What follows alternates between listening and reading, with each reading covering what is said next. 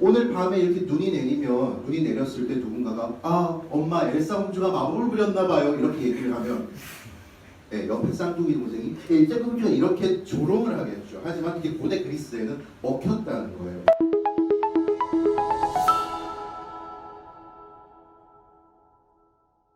방금 소개받은 현우입니다.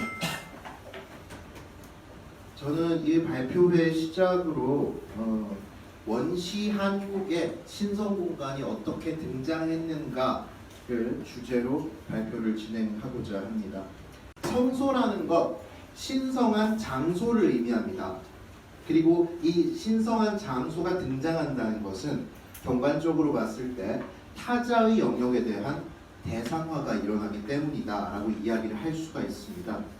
이 대상화라는 것, 내가 알지 못하는 것, 내가 아닌 남의 것, 그것을 인지하는 과정이에요.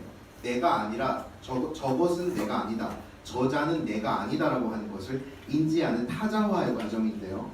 지적 영역에서는 우리가 알지 못하는 범주에 대하여서 인간은 신성성을 갖게 됩니다.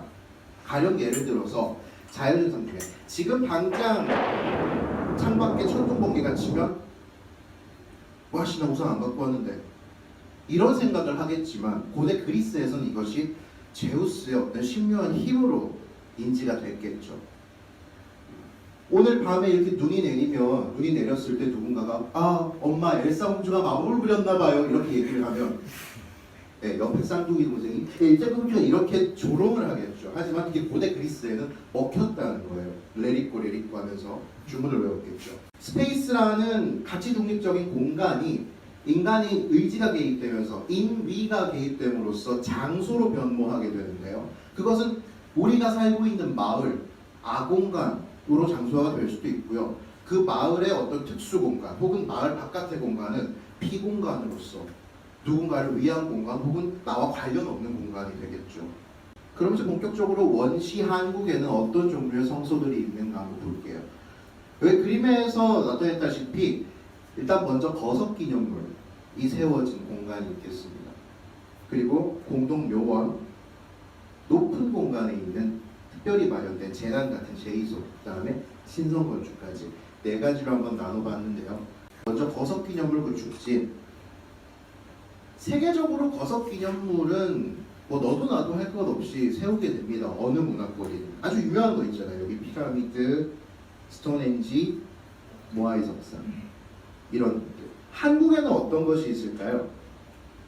거석기념물이라고 하면 고인돌, 지성묘라고 하는 고인돌 무덤이 있겠고 또 입석, 선돌 있겠고요. 모아이하고 비슷한 측면에서 돌 하루도 되지 않을까? 그것이 거석인지는 잘 모르겠어요.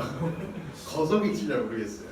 근데 어쨌건 도라르방은 근데 장승의 측면이랑 조금 더 가까운 것 같긴 합니다. 네.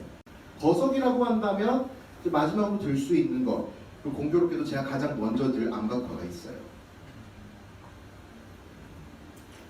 포항 칠포리 암각화부터 여기 천전리, 울산에 있는 천전리 각서까지 다양한 암각화들이 있는데 암각화의 입지를 몇 개 보면은 여기 남은 대곡리부터 해서 고령, 포항, 경주, 울산까지 몇 군데 사례를 들었는데 다들 보면은 강변에 위치해 있고요.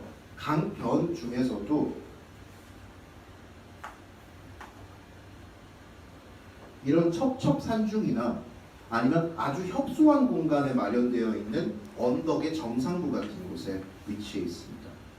이 얘기는 인간들이 기본적으로 거주하고 생활하는 공간에서 물 혹은 산으로 격리되어 있는 협소한 공간에 있다는 거예요.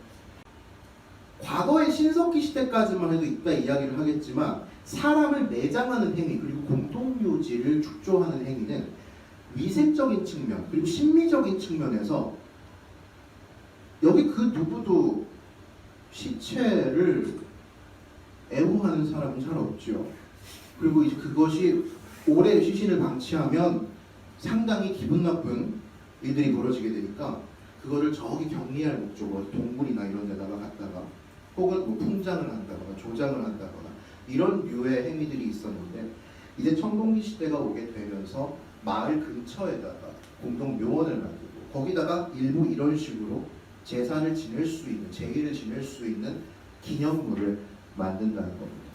화모나 목책으로 거대하게 둘러져 있는 그런 마을에는 그 경계를 내외로 해서 무덤이 위치해 있는 거예요. 경계 안에 있을 수도 있고 바깥에 있을 수도 있는데 어찌됐건 이 무덤이 갖고 있는 의미는 이제는 그 자체로 금기를 상징하는 이쪽 안으로는 우리 공간이다라고 하는. 그러니까 과거 신석기 시대의 분묘를 만들었던 것과는 조금 다르죠.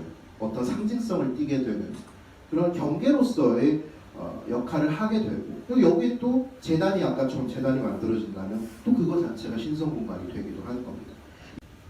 탈무드를 보면 그런 얘기가 나와요. 사막에 아버지와 아들이 이렇게 막 걷고 있는데 아들이 이제 갈증이나 더위 때문에 지쳐가지고 아 나는 못 가겠어 나를 죽이소 이러니까 아버지가 저기 있는 공동묘지를 가리킵니다. 절로 가거라 이게 아니고 저기 묘지가 있으니까 곧 마을이 나올 것이다 라는 거예요. 이런 고지성 제의소가 가지고 있는 신성성, 신성한 장소성은 상당히 오랫동안 유지됐던 걸로 확인이 됩니다. 비록 그 신성 공간이 사라진 이후에도요. 그 강변으로 해서 계속 지속적으로 수면 제사가 이루어지고 있었음에도 불구하고 그 건너편의 땅은 아무도 이용을 하지 않았던 거죠. 그러나 서기 2세기가 되면서 비로소 지배층의 주거지가 여기서 확인되기 시작합니다. 서기 2세기 후반에. 그 얘기는 결국 이 공간이 거의 수백 년 동안 금기의 땅이었다. 금기의 땅으로 인식됐다라는 것을 유추해 볼 수가 있죠. 이게 환호로 둘러싸고 여기 지금 우물지라고 되어 있는데 우물지로 추정되는 구덩이가 하나가 나온 거예요. 그래서 아 이게 나점의 원래 모습이구나. 서기전 2세기에 라고 생각을 했는데 뭔가 이상한 거죠. 이게 정말 우물이라면 왜 팔각 신궁을 만들었을 때 이 우물터로 옮겼냐는 거예요. 이게 지금의 우물인데 지금의 우물터인데 왜 옮겼냐는 거야 이게 우물이라면. 근데 얘가 뭐냐? 입대복입니다. 그래서 제가 생각하기에는 이게 황후를 두르고 입대목을 세웠던 신성공간 나정이 아니라 나흘이었던 곳에 487년인가요? 소시마리카에 의해서 나흘 신궁이 건립되면서 우물과 함께 팔각 건물이 생겨난 것이 아닐까 저는 그렇게 추정을 하고 있습니다.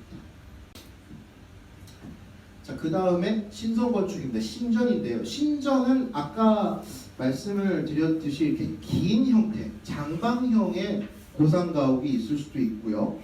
팔각형의 고상가옥이 있는 경우도 있습니다.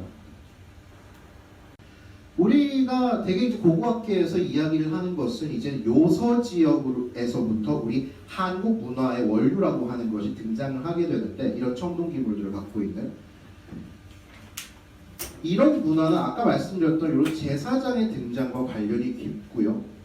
이 제사장 그리고 이 제사장에 버금가는 권력자의 존재와 함께 국이라고 부르는 정치체들이 등장이 됩니다. 조선 아니면 뭐 마할 지난 변환이라고 하는 그런 정치체들이 등장하게 되는 거예요. 이런 정치체가 등장하기 이전의 권력자들은 아까 말씀드렸던 성소들을 갖지 못했습니다만은 이런 존재들이 등장한 이후부터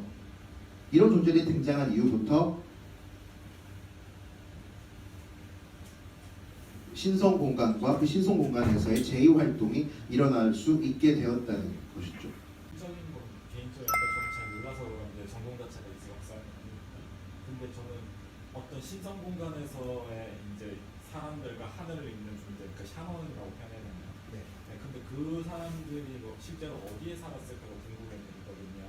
네. 신성 공간이 어떤 금기시되는 곳이라면 그 사람들한테도 금기가 있을 것 같다는 생각이 들었고, 네. 그럼 그 사람들은 일반인과 다른 어떤 공간이 있다든가 아니면은 그 사람들이 해서는 안 돼도 뭔가 금기가 있을 것 같다는 생각을 했거든요.